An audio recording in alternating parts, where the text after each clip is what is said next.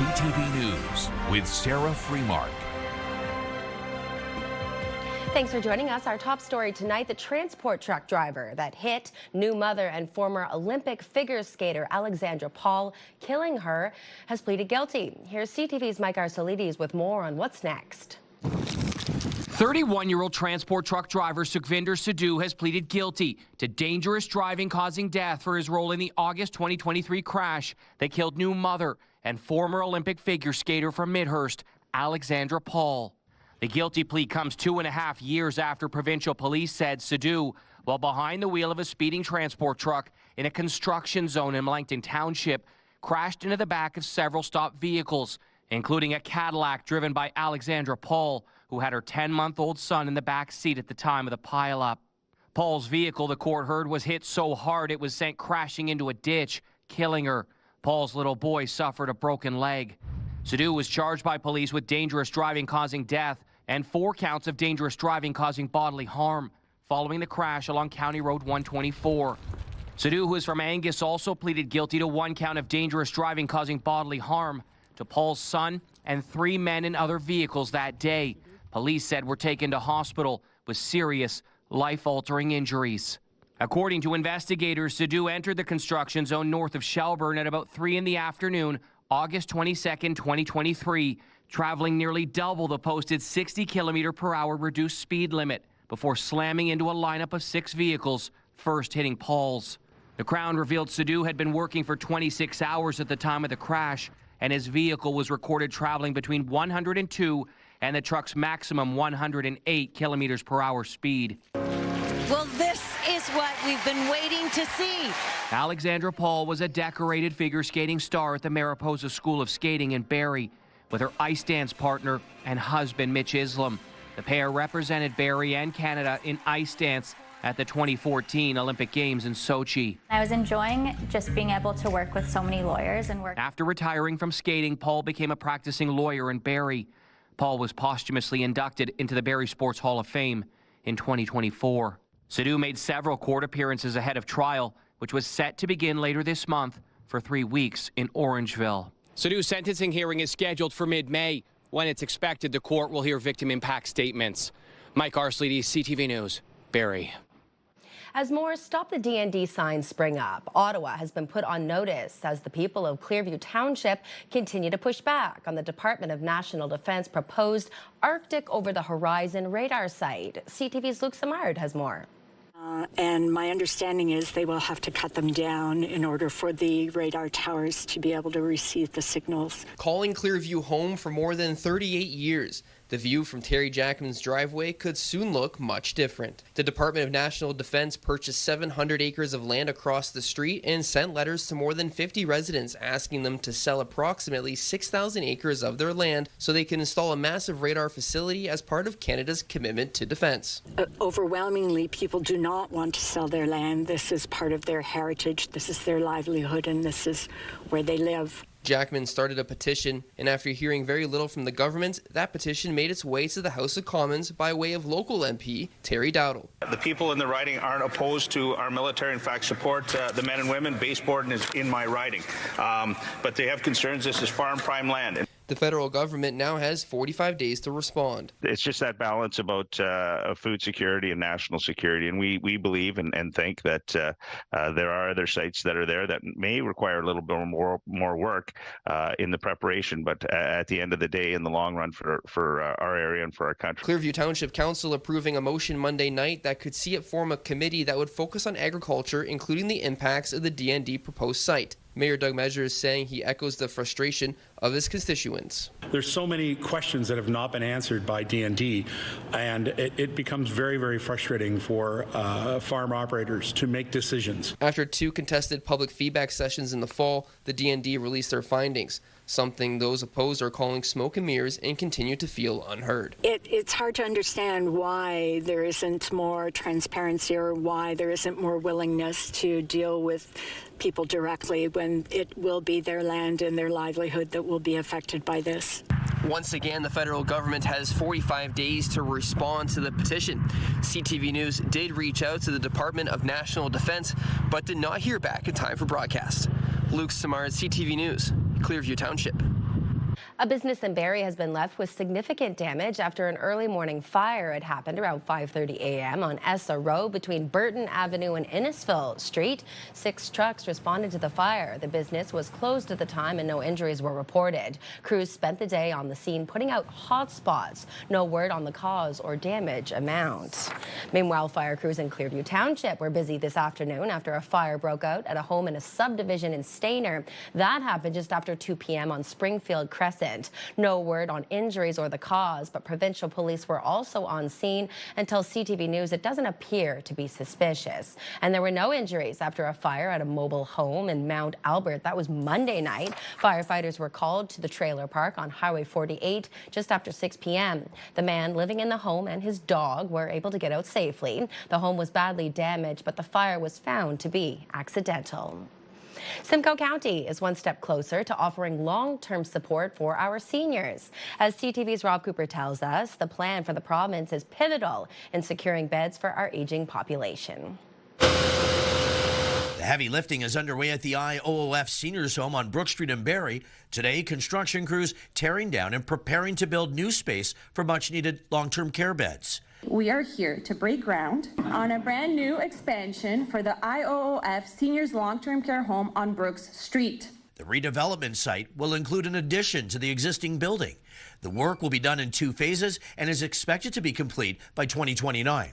Shortages of long-term care beds, not only locally but across the province, has resulted in long wait lists and in some cases, people forced to wait years for a bed. If you look at the number of people who are waiting to get into long-term care, for example, in our facility here, we have about 600 on our waiting list. So this is just a drop in the bucket, but at least it's a start. You know, the city's quadrupled in size. We need to quadruple the size or the number of beds in our community as well. So there's a ton of work to do to get there. So we need families from Barrie to be able to age in Barrie in a way that keeps connection with everyone else in their family, their friend group. There are 650 long-term care homes in Ontario. The province says there are currently 154 projects underway at those homes as towns and cities try to keep up with increasing demand. Now, to be clear, once this $48 million project is complete, there will be 64 new and 66 upgraded long-term beds, bringing the total number of beds to 226. Rob Cooper, CTV News, Barrie. Well, it is never too late to start thinking about summer. We now know who will grace Barrie's waterfront on the Kempenfest stage after today's major announcement from our friends at Pure Country 106. CTV's Jack Morris has been following this story and joins us live tonight. Jack, you must be excited. You and your family joined us on the waterfront for some of the festivals last summer. What do we know at this point? Well, what we know at this point so far is we know the headliners. We're going to get into that Kempenfest roaring back to the Barrie waterfront. 75 shows over 4 days, and those headliners? Ain't she amazing, amazing, out of my league, and ain't it crazy, crazy, she happened to me, she calls me baby, baby, hard to believe that she's, yes, she's with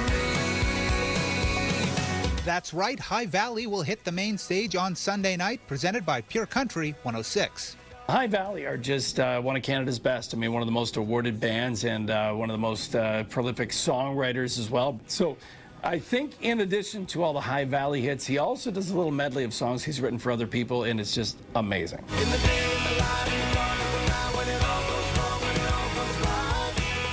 Kempenfest Chair Paul Markle joined Pure Country's Jason McCoy for the announcement this morning. A massive, massive event for the city of Barrie in terms of economic impact. Draws 150,000 people every year. Really, really excited for this year's event. It runs the August-long weekend, Friday to Monday, and it's not just High Valley.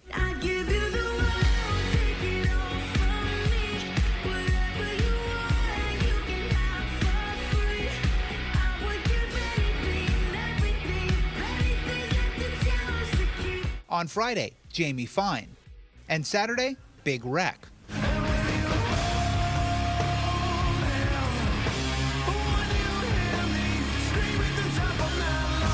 And it's not just the shows. Over 1.5 kilometers of food, antiques, vendors, face painters, buskers, and a full midway with rides and games.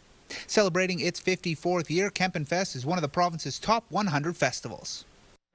Now, organizers estimate it'll bring in about $9.5 million in tourism money. And of course, those tickets, Friday, the early bird tickets go on sale. Reporting live, I'm Jack Moore. Sarah, back to you. Let's go to another lover of all festivals. Casey Colby talking about the summertime entertainment almost makes me feel like it's here. Almost as close. Well, it's milder. It's milder outside. I got my golf hat on. Hello, Shanty Bay, all set. That's coming up. It can't be in the too distant future, right? According to Willie, anyway. Let's talk about what Mother Nature has to say about that. Enough about Willie. And let's talk about, the first look at the forecast brought to you by Presler Injury Law. Call 1-800-JUSTICE. -2, but it feels maybe even -1. It's beautiful out here, Sarah. Winds are out of the northwest. They're light, 13 kilometers an hour. This is a look at the temperature as we speak. And it looks like -2. Lots of -2s. We'll call it -2 in Mount Forest. Call it -2 in Newmarket, -2 in Barrie, -2 in Gravenhurst, -2 in Parry Sound, and 2 degrees above the freezing mark in Toronto. I haven't had a chance to say that very often over the last little while. This is a look at the radar satellite images. Little something came through. You see that? You get a few flurries? A little freezing drizzle? Some of you did. Go close to Lake Ontario anyway. And coming up, Sarah, in just a few minutes' time, I'll let you know the one area in our region that stands a slight chance of receiving a little freezing drizzle this evening. Oh, so slight, but I have to mention it. All that coming up in a few minutes' time. Back inside. Thanks, Case. Now, during a time when pride for our country resonates more than ever, National Flag Day here in Canada is an opportunity to let the public's patriotism, even in the face of tariffs, fly. Here's CTV's Mike Lang. Flags Unlimited has been around for almost as long as the Canadian flag itself. This new design flag was presented to Canadians in 1965. Flags Unlimited was founded in 1966. Since then, the Barrie-based business has become one of the top flag producers in the country. On Friday, they will celebrate National Flag of Canada Day along with their 60th anniversary. People last year bought more flags at this time of year than they had in any other year since we started, 60 years. We're talking thousands of flags. All of them manufactured in this warehouse. This is our season when we're gearing up for Canada Day as well. So we've got to make sure that we get all our product ready for to have in the stores so that you can get it for Canada Day.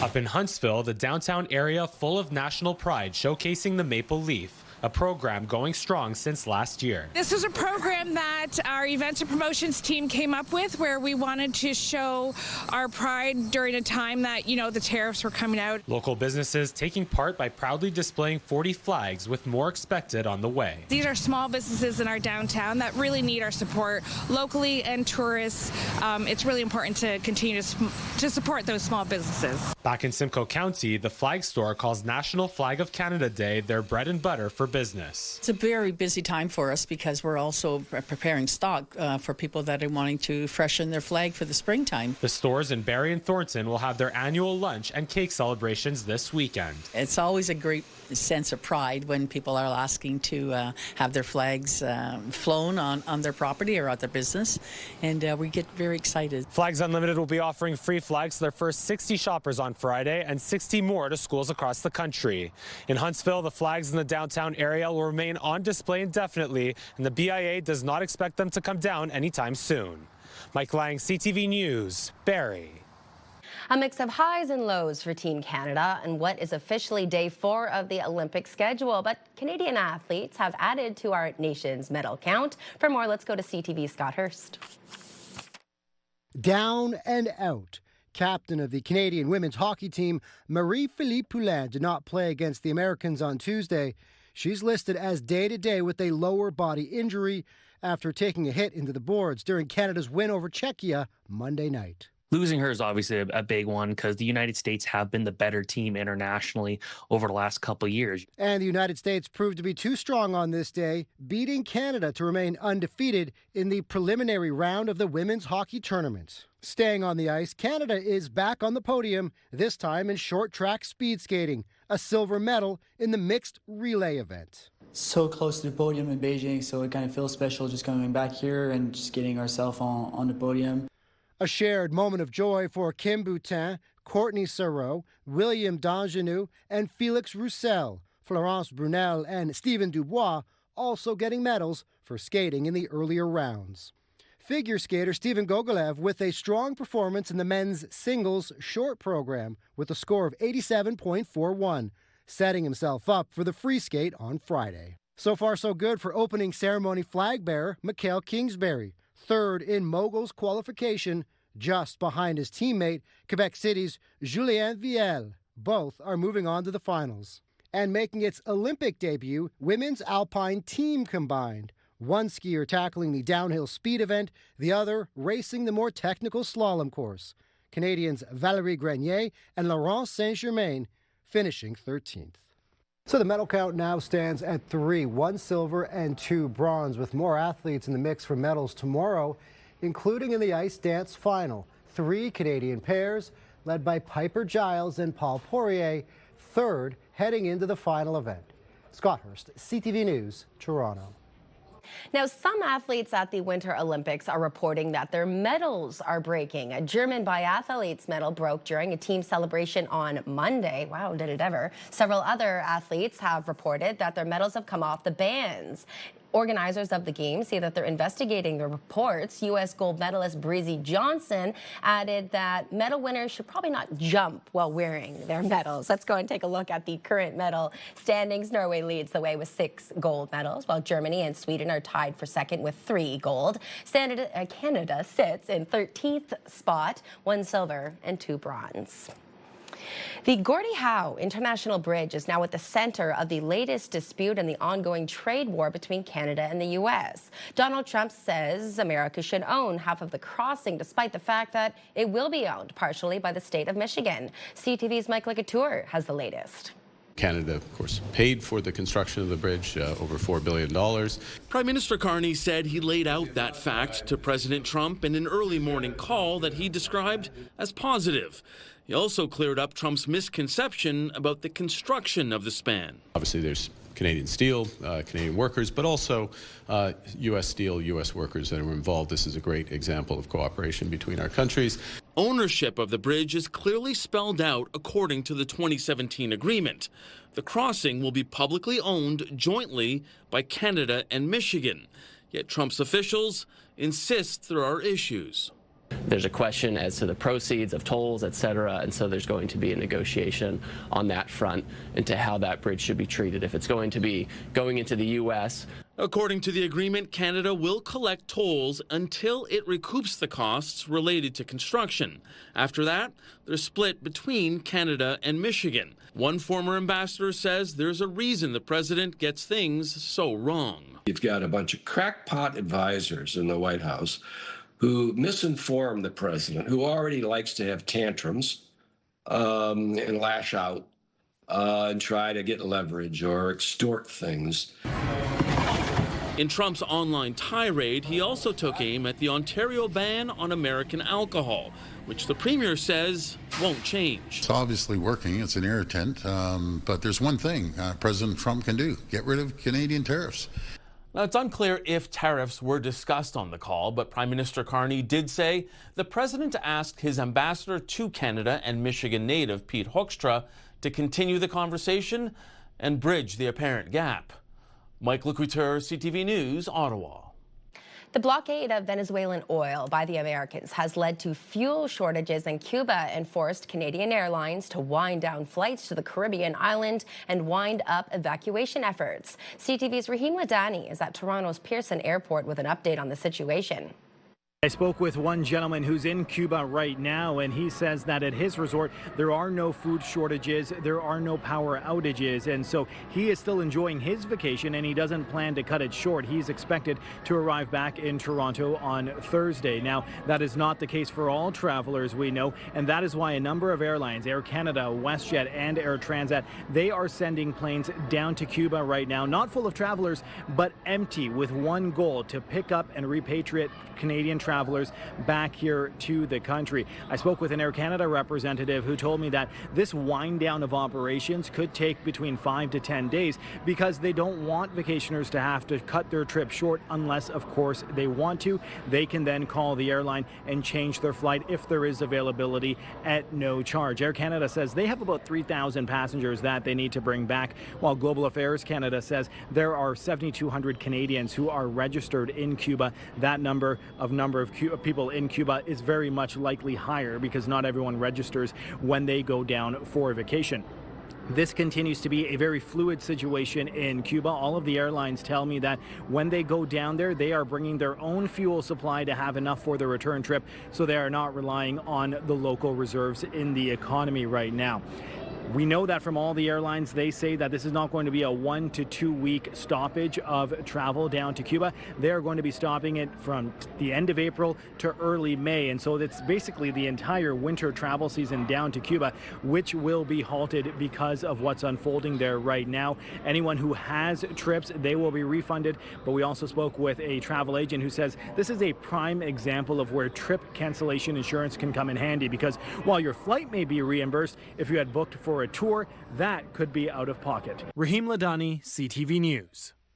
Finally, the federal government plans to spend $84 million on more electric vehicle charging ports right across the country. Ottawa wants to add 8,000 EV chargers to Canada's existing stock of more than 30,000. It's part of a federal auto strategy announced last week that includes $1.5 billion on electric vehicle infrastructure. There's also an EV rebate program, an end to the EV sales mandate, and stricter emissions standards for the auto sector.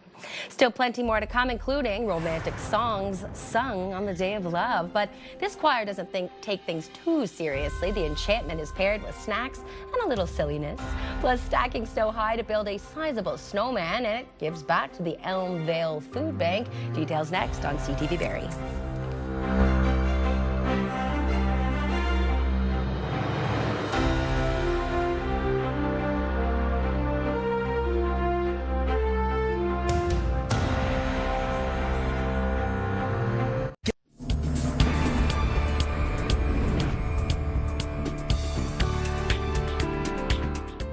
Thanks for staying with us. With plenty of snow on the ground, many in our region build snowmen, but very few are as tall as this.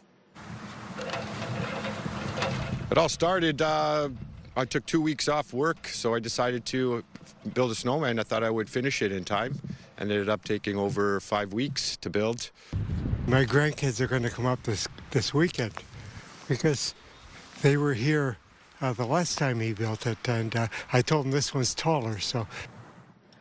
Those are the guys behind the construction of the massive snowman that started 5 weeks ago, some days as early as 4:30 a.m. and working till sundown. They use shopping buckets with a ladder to create a pulley system to get up there, and this isn't the first time they've taken our Canadian climate and used it to their advantage. I think it looks great. I mean, a lot of hard work into it. Took us just over a month to do that. A lot of hard work, a lot of blocks. 2021, I built a 20-foot snowman and didn't realize how much traffic I was going to get through. So when I finished building this one, I decided to, you know what, let's call the local food bank and see if they can offer me a sign and spread it through social media. And here we are now. And the family says as long as the snowman still stands, the family will be collecting donations for the Elmvale Food Bank. It's a Valentine celebration with songs, snacks, and potential silly couples fun. It's the Bravado Show Choir's fundraiser for the spring, and it's special in more ways than one.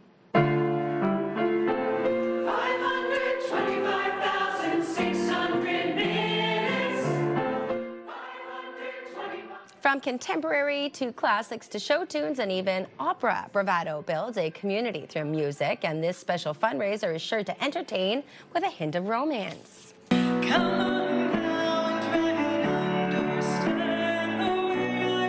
Not only get a broad view of different entertainment, but there's a silent auction, there's a cash bar, there's a game called Not So Newlywed Game where couples can kind of play against each other to see what they know about each other.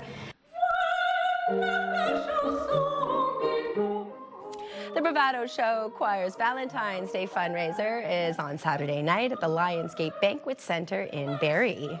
And one of our CTV Barrie team members is also part of that choir. The Day of Love is on our doorstep, and a group of Midland seniors are showing their affection for those that put their lives on the line. This has become an annual project at the Escanonia Seniors Center, and their Valentines for veterans are sent right across Canada.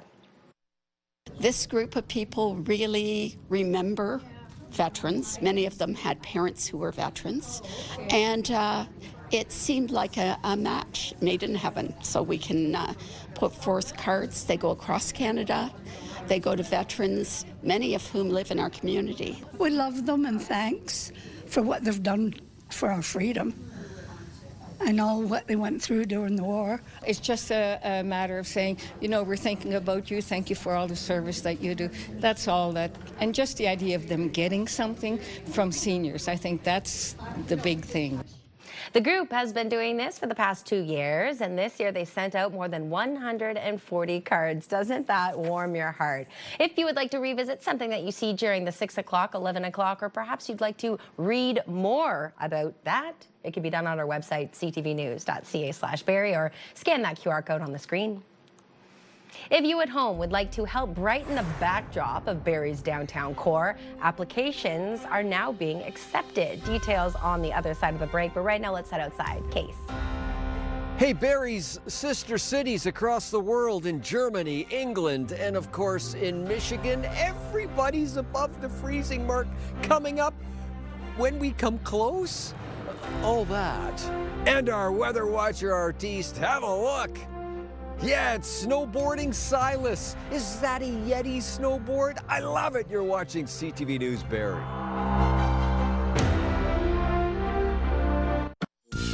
Picture this. Brought to you by Bounce 1041 and Pure Country 106.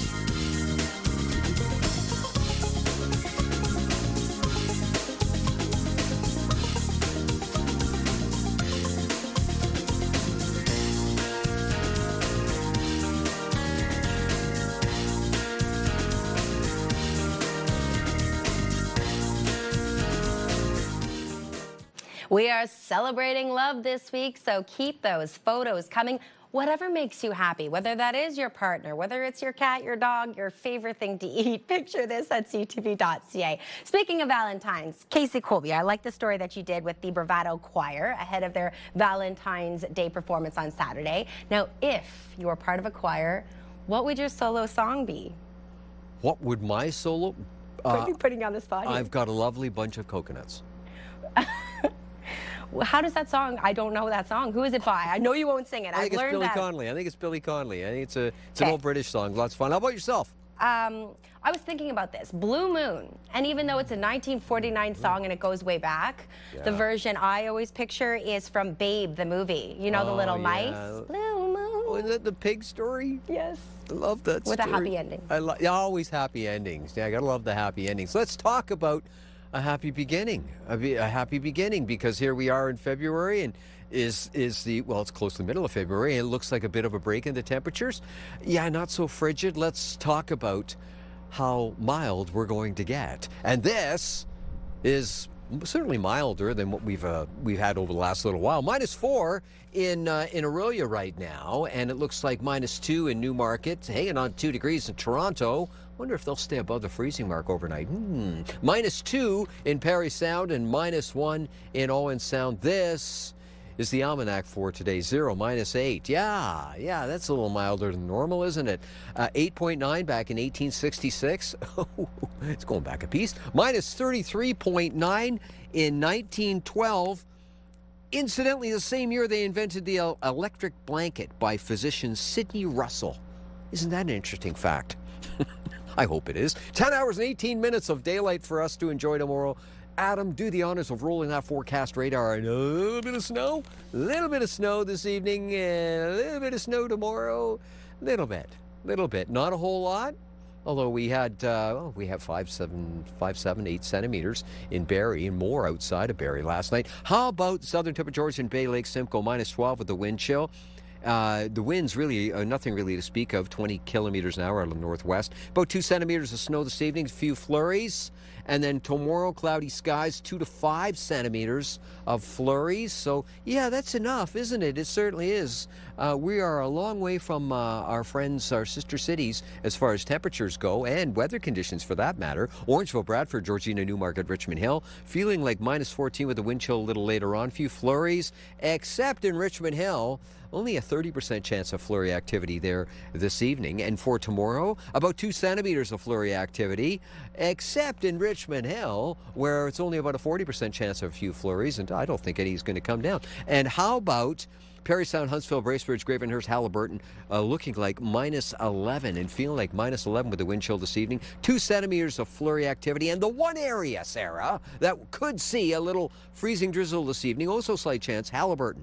Risk of freezing drizzle this evening. Minus 2 tomorrow, minus 5. And flurries, except in Haliburton, where it's still only a 30% chance of flurry activity. That's tonight and tomorrow. Drum roll, please. Now, time for the Diamond and Diamond Lawyers 5-day extended forecast, and it looks like this starting in Simcoe County this evening. How about Thursday? Sun and cloud. Yeah, we wanted a sun run the other day. Sun and cloud on Thursday. Oh, Friday. It's milder, but here comes the cloud cover. Saturday. Yeah, sunny skies, minus 1. Beautiful, beautiful. Sunday, cloudy and 0. Right at the freezing mark. 5-day extended forecast. Thursday, this is York Region, ladies and gentlemen. Cloudy skies, minus 3, minus 12. That's not bad. 1 degree on Friday, and sun and cloud. Saturday, wide open skies. Valentine, beautiful. Minus 1 for the high, and 1 degree on Sunday. And here comes the cloud cover. 5-day extended forecast. Muskoka, Parry Sound, Haliburton. Have a look. Thursday, it's looking like a sun and cloud mix, minus 5, minus 16. And then Friday, at this point, 40% chance of flurry activity. And Saturday arrives beautiful sunny skies. Valentine's Day looks fantastic right across our region. And Sunday arrives cloudy skies and 0. And Valentine's Day is special. We have a very special belated birthday wish to someone wonderful. Longtime viewer, have a look right now. Ladies and gentlemen, yes, here we go. This is the birthday wish going out to a very, very sweet lady, Rita, and she is absolutely having such a great time. Rita Collins, 106 years old, and these pics were taken yesterday at Owen Hill Community in Barrie. Rita grew up in Hastings, Ontario, where she married and served as a registered nurse for, get this, 40 years. She has 4 children, 6 grandchildren, 14 great-grandchildren, 5 great-great-grandchildren, and tips for a healthy life, Sarah. Don't drink, don't smoke, never curse, and always do the right thing. Sarah, I don't think she's ever worked in a newsroom. I was going to say, I think starting today, I'll make some life changes, because what an incredible legacy. The cursing thing's going to be hard for me. You know how much I swear. But either way, a very happy 106th birthday to Rita and all of her loved ones from our entire team. Thanks so much, Case. The City of Barrie is looking for artists to help brighten the downtown this summer. The Brightening Barrie program is looking for proposals from artists for public art installations that will serve as downtown patio enhancement. The selected works will be on display for the 2026 summer season, bringing a free and accessible cultural experience to the community. Each installation will be displayed on a patio fence generously provided by a local business. The city will commission up to 6 new works of art for this year's program. The deadline to apply is March 13th. Still to come, the Canadian Medical Association is sounding the alarm as doctors say they're worried their patients are getting bad health advice from artificial intelligence. Plus, we'll recap tonight's top stories. Please do stay with us.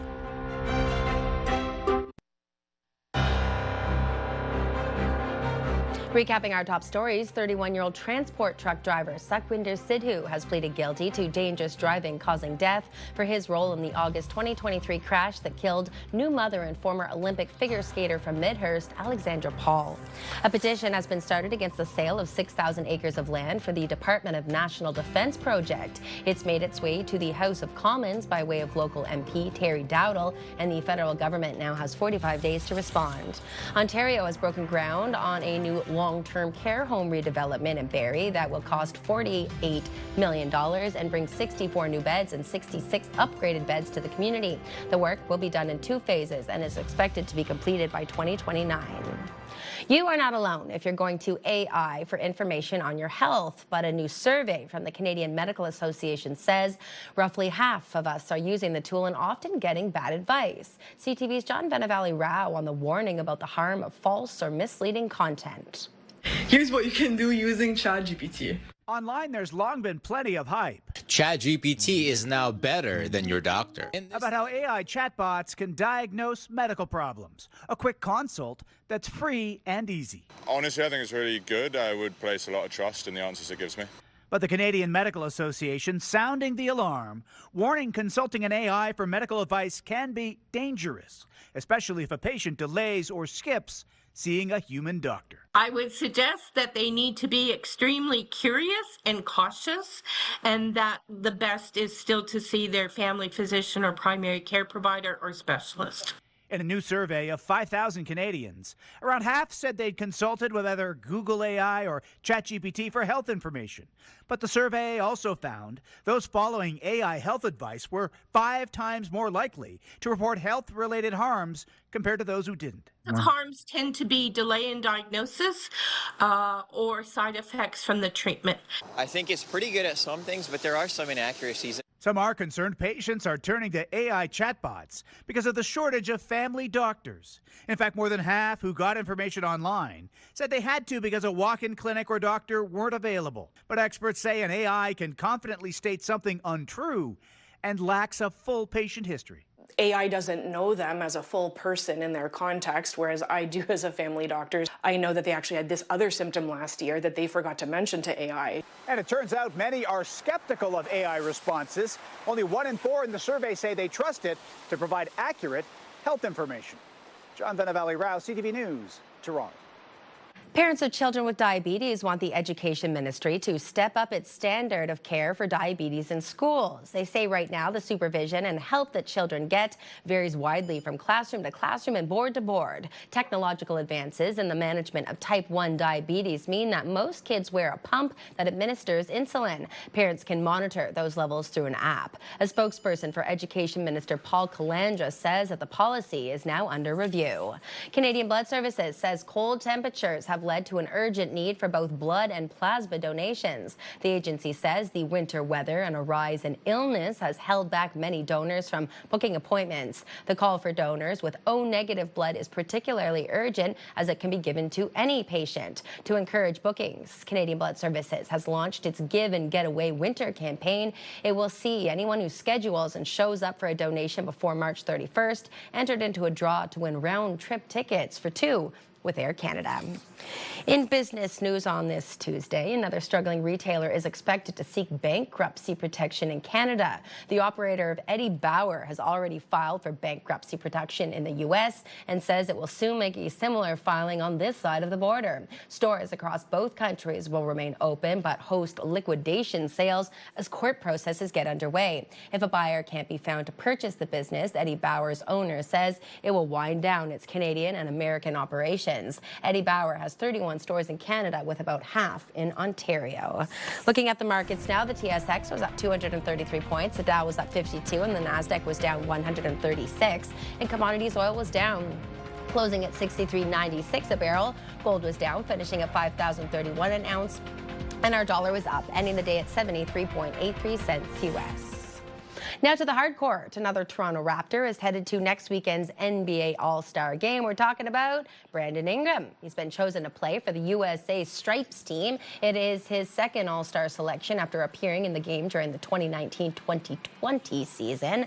This time, Ingram will step in as an injury replacement for Golden State's Steph Curry, who's recovering from a knee injury. The Raps guard will join teammate Scotty Barnes and their head coach at Sunday's game in California. Now, the Toronto Raptors, they were in front of the cameras, but for a different reason. They walked the red carpet at a charity event at the Royal Ontario Museum last night. Raps City Social, it's called, raises money for the Maple Leaf Sports and Entertainment Foundation. The proceeds go towards efforts to provide youth with equitable access to sport and help them with their development.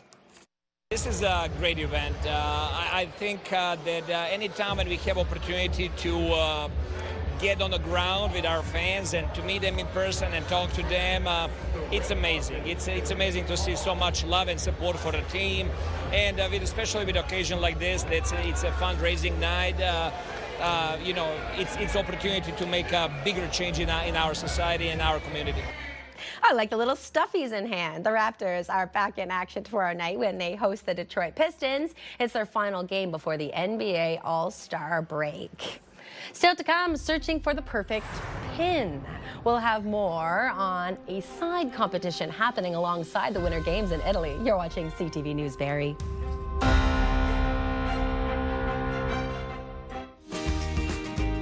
Hi, we're Martin and Steph. From Bounce 1041. And this week on the show, we're giving away tickets to see Paul Simon live in concert. So make sure you're listening weekdays from 5:30 to 10 for your chance to...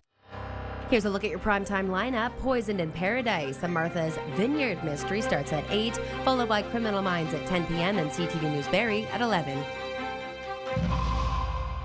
Welcome back. Athletes are chasing gold at the Olympics, but there is a separate competition underway throughout Milan. CTV's Garrett Barry has more on those on the hunt for the perfect pin. An Olympic morning in Milan means, of course, competition. To these victors, the spoils, an exclusive city pin.